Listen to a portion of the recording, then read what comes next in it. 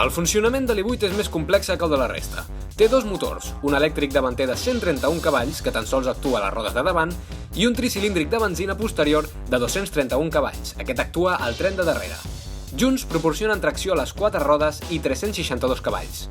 Segons el mode de conducció, eficient, esportiu o combinat, els motors poden o no actuar. Es pot circular en mode 100% elèctric i si ens quedem sense carregar la bateria també podem circular tan sols amb el de combustió. Si l'exigim al màxim, tenim una velocitat màxima de 200 km/h i una acceleració de 0 a 100 en tan sols 4,4 segons.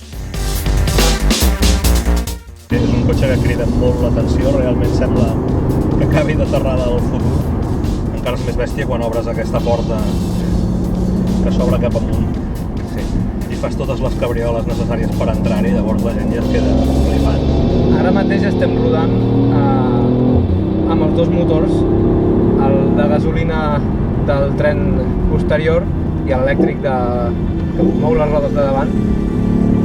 I el soroll dels motors de gasolina és brutal. I només és un 1500 tricilíndric. De fet, és la meitat d'un V6 3 litres de BMW, amb tots els seus Valvetronic, Vanos, etc. I un soroll d'allò que fa posar els pèls de punta. És increïble. Mira, aquí tens una construcció de cotxe molt especial. Això és tot un xassis d'alumini, gairebé de competició, sobre el que va col·locat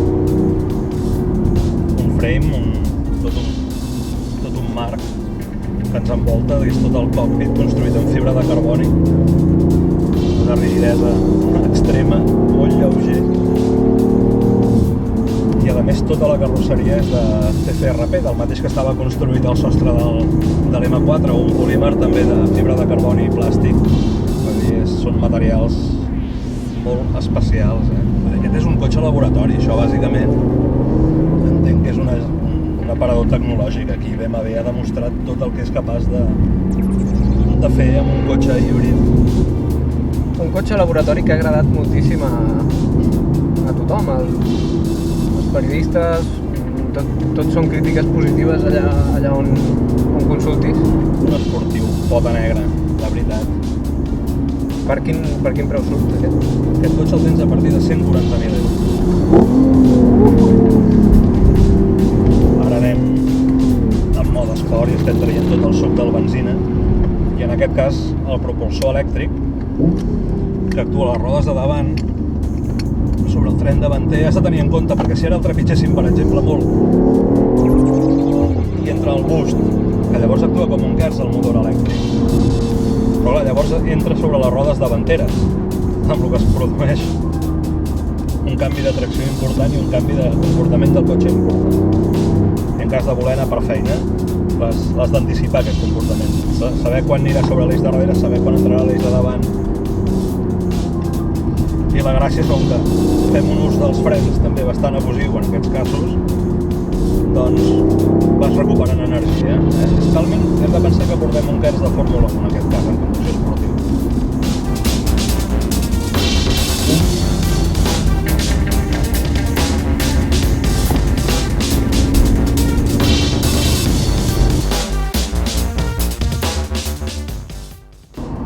Sorprèn de tota manera que, tot i tractant-se d'un vehicle tan especial, és fàcil de conduir si vas a ritmes normals. Sí, molt.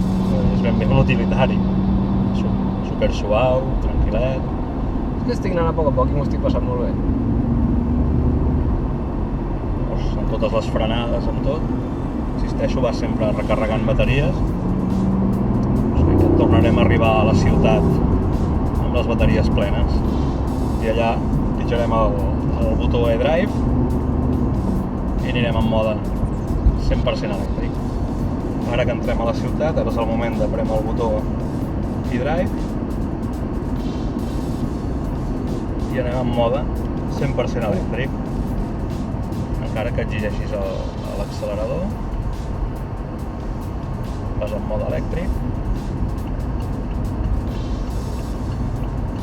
0 emissions, silenci absolut,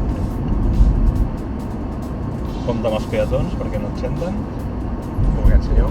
Realment no sé si és més divertit exprémer com a esportiu o fer-lo servir com un utilitari elèctric per dins de la ciutat. És una cosa nova i encara em fa molta gràcia moure't per la ciutat amb aquest soroll. Fa un xiulet així en plan halcón mil·lenari, quan és lent, és molt divertit. Uau, un cotxe del futur! Estem parats en un pas de zebra i tothom ens està mirant, Sí, a més és impressionant, perquè no només et miren la gent que suposes que té un perfil que li puguin interessar els cotxes, no, et miren els nens petits, les àvies, les dones de casa, les mestresses de casa, els avis...